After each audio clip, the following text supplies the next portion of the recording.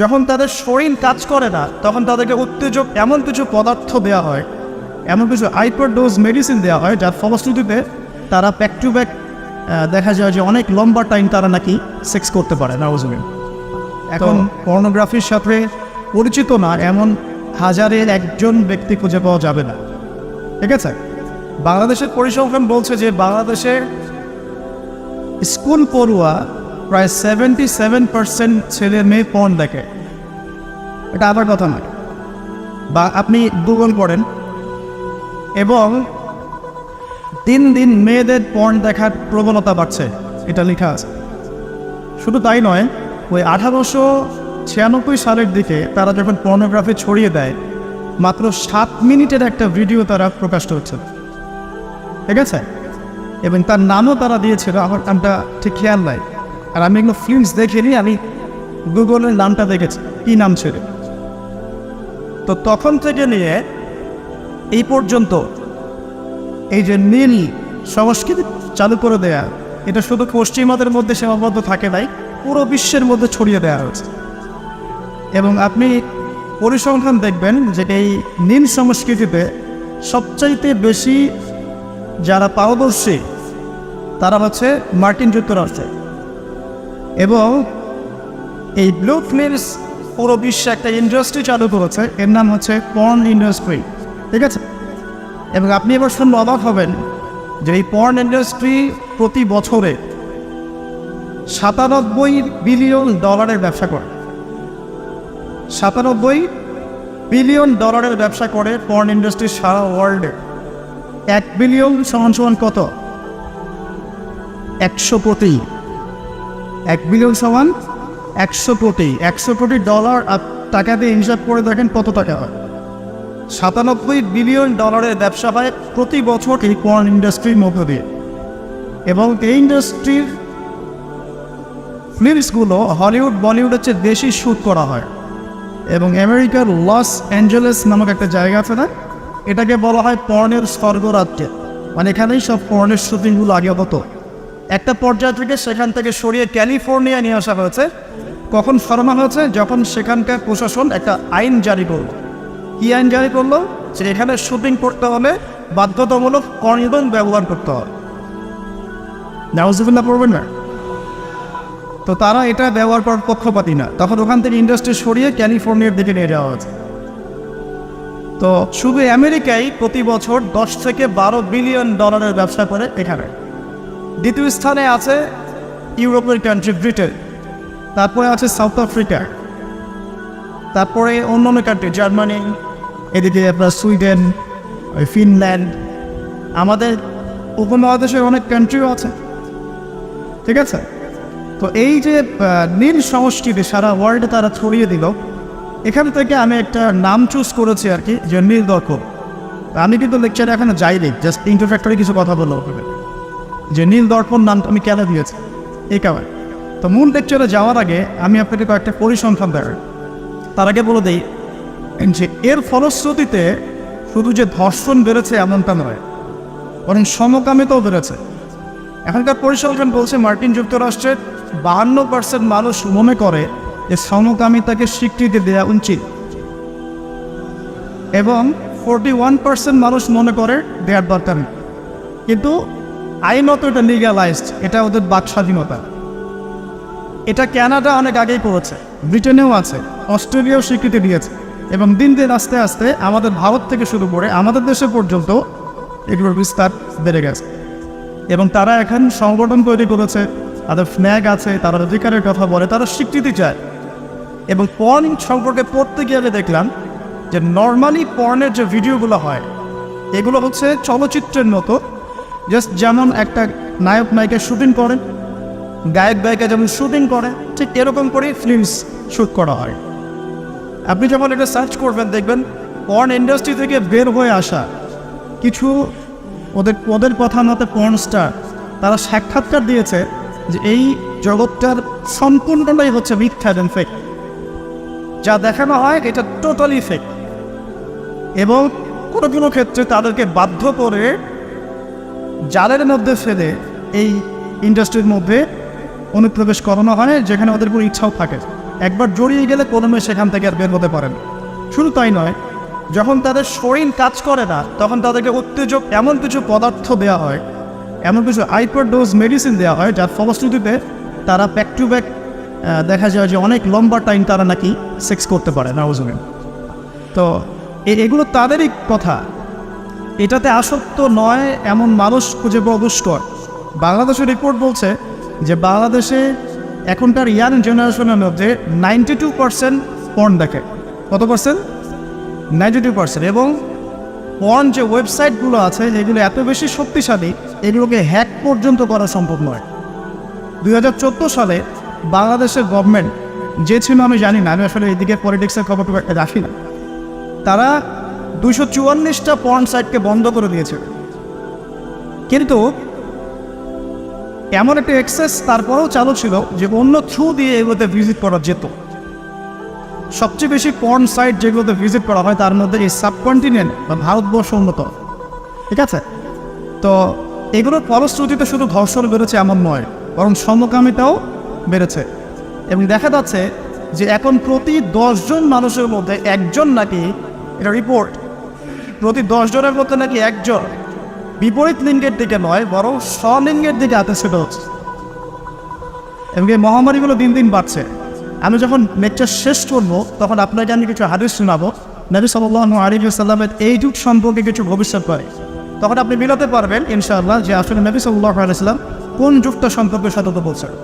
তো মূল লেকচারে যাওয়ার আগে আমি আপনাদের কিছু পরিসংখ্যান শোনাচ্ছি, একটু মনোযোগ দিয়ে শুনুন। যে সভ্যতার কথা আমি আপনাদেরকে বললাম ওই সভ্যতার কিছু পরিসংখ্যান উল্লেখ করে আমি আপনাদেরকে লেকচারের সামনে দেখে দেবো ইনশাআল্লাহ তাআলা। একটা রিপোর্ট বলছে, এটা দৈনিক জনকণ্ঠকে ছাপানো হয়েছিল, এটা ছাপানো হয়েছিল 16 অক্টোবর 2020-এ, যে তারা ওয়ার্ল্ডের টপ 10 যে কান্ট্রিজ ধর্ষণের দিক থেকে, নারী নির্যাতনের দিক থেকে এদের একটা তালিকা তৈরি করে। এবং এই তালিকায় একটু গেস করেন কোন দেশ টপে আছে? যে বলেন, বুঝতে পারছি না, ইন্ডিয়ানা সবচেয়ে টপে আছে ইউএসএ, ঠিক আছে? আমি আপনাকে পরিসংখ্যান দেখাচ্ছি, তারপরে আমি মূল লেকচারে যাবো ইনশাআল্লাহ।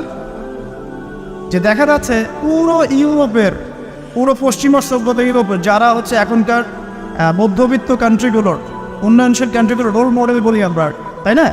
আমরা তো সবখানে ইউরোপ বানাতে চাই।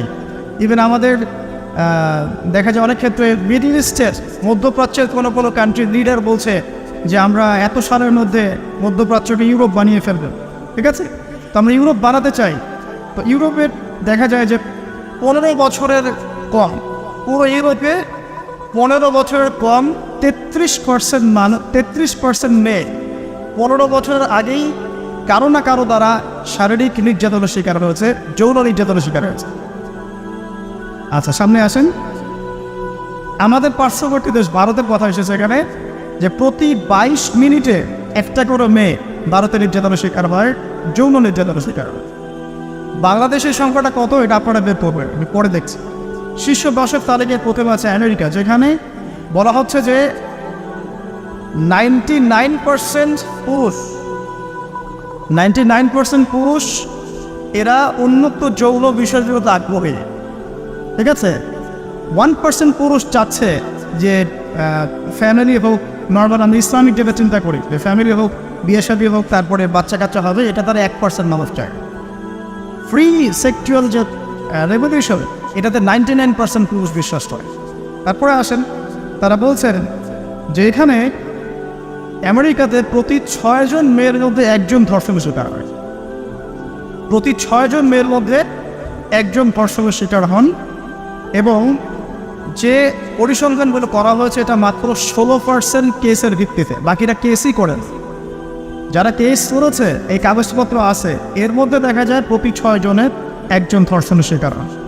তো এরপরে দ্বিতীয় নাম্বার তালিকায় আনা হয়েছে সাউথ আফ্রিকার, দক্ষিণ আফ্রিকা। এটাকে বলা হয় ধর্ষণের রাজধানী। কি বলা হয়? ধর্ষণের রাজধানী। এখানে দেখা যায় যে শুধু 2012 সালেই, অনলি 2012 সালেই 65,000 ধর্ষণের ঘটনা রয়েছে। আমি পরে আপনাকে হাদিসগুলো বলবো, আপনি আগে পরিসংখ্যানটা ঢোকাতে থাকে। 65,000 ধর্ষণের ঘটনা ঘটেছে শুধুমাত্র সাউথ আফ্রিকাতেই। আর সাউথ আফ্রিকার 4,000 নারীর উপর জরিপ করে দেখা গেছে যে তাদের মধ্যে প্রতি 3 জনে একজন জীবনে একবার না একবার একজন পুরুষের দ্বারা যৌন সহিংসতার শিকার হয়েছে, প্রতি 3 জনে।